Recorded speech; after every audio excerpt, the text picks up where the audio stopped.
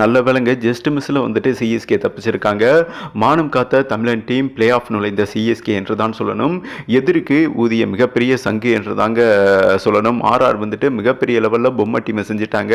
அது யார் ப்ரோ பொம்மை டீம்னு கேட்டிங்கன்னா என்ன சொல்கிறது, அதாவது பாண்டியா வந்ததுக்கப்புறம் மிகப்பெரிய எம்ஐ டீம் வந்துட்டு ஒரு பொம்மையாக போயிட்டாங்க என்றே சொல்லாங்க. செய்வன பொம்மை மாதிரி எதுவுமே அவங்களுக்கு சரியாக போக மாட்டேது.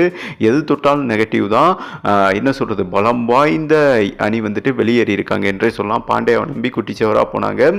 இன்னைக்கு முதல் பேட் பண்ணாங்க. டாஸ் விழுந்தோடனே நம்ம அந்த வெட்டு பாண்டியா வந்துட்டு பேட்டிங்கை தேர்வு பண்ணாங்கன்னு வைங்களேன், அடிச்சிருவோம் கிழிச்சிருவோம்னு. ஆனால் ஒன்றும் கிழிக்கலைங்க. உண்மையிலேயே நல்ல ஸ்டார்ட் தான் போய்கிட்டு இருந்தது. இவர் திலக் வர்மா திலக்குன்னு சிக்ஸர் வீசி கிட்டத்தட்ட ஒரு 60 ரன் கிட்ட அடித்தார். அண்ட் வதம் செஞ்சாருங்க ஆர்ஆர் பவுலர்ஸை. சூப்பராக தான் போனாங்க. 15 ஓவரில் 150 இருந்தது. அதுக்கப்புறம் அந்த பொம்மை பாண்டியா வந்து சொம்பையாக்கிட்டார் என்றே சொல்லாங்க. உருட்டுன்னு உருட்டினார். வெளியே தான் பந்தா பண்ணுறாரு, உள்ளே ஒன்றும் கிடையாது என்றே சொல்லலாம். ஆட்டவும் மாட்டுறாரு, அசைக்கவும் மாட்டுறாரு.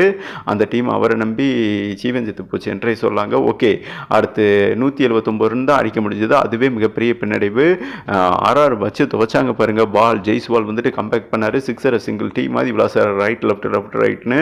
அண்ட் மும்பை பவுலர்ஸை இங்கிட்டு மாட்டினா சீவலும் அங்கிட்டு மாட்டினா செதறல். மிகப்பெரிய பும்ராவே பார்த்தீங்கன்னா பூம் பண்ணிட்டார் என்றே சொல்லலாம். அண்டு துசாரா அந்த இலங்கையோட மலிங்கா என்றே சொல்லலாம், அவரெல்லாம் வச்சு கிளின்னு கிழிச்சிட்டாங்க. பட் ஜோஸ் பட்லர்னு பார்த்தீங்கன்னா ஒரு டீசெண்டான நாக்கு 9 விக்கெட் வித்தியாசத்தில் ஈஸியாக வின் பண்ணிட்டு போயிட்டாங்க என்றே சொல்லாங்க. ஒரு மிகப்பெரிய ரன் ரேட் வித்தியாசத்தில் பொம்மை டீமை வந்துட்டு ஈஸியாக வின் பண்ணதுனால பொம்மை வெளியேறிட்டாங்க. பொம்மை வந்துட்டு என்னைக்கு மும்பை ஆகும்னா அந்த சிஎஸ்கே டீமோட தான். பட் சிஎஸ்கே டீமோட ஒரு மிகப்பெரிய எதிரினா மும்பை தாங்க. அவங்களும் சிஎஸ்கேவும் ஃபைனல் வந்தாங்கன்னு வைங்களா, மும்பை ஜெயிக்க வாய்ப்பு இருக்குது. ஏன்னா பலமுறை அவங்க நம்மளை பீட் பண்ணியிருக்காங்க எம்ஐ டீம். இந்த நிலையில் அவங்க இல்லாதது சிஎஸ்கேவுக்கு பிளே ஆஃபும் பார்த்தீங்கன்னா சாதகமாக இருக்குது. அண்ட் சேம் டைம் ஃபைனலில் மும்பை இல்லாதது ஈஸியாக மேலே இருக்கிற 3 டீமை வின் பண்ண வாய்ப்பு இருக்குது. ஓகேவா, அதனால் சிஎஸ்கேவுக்கு அட்வான்டேஜ் தான்.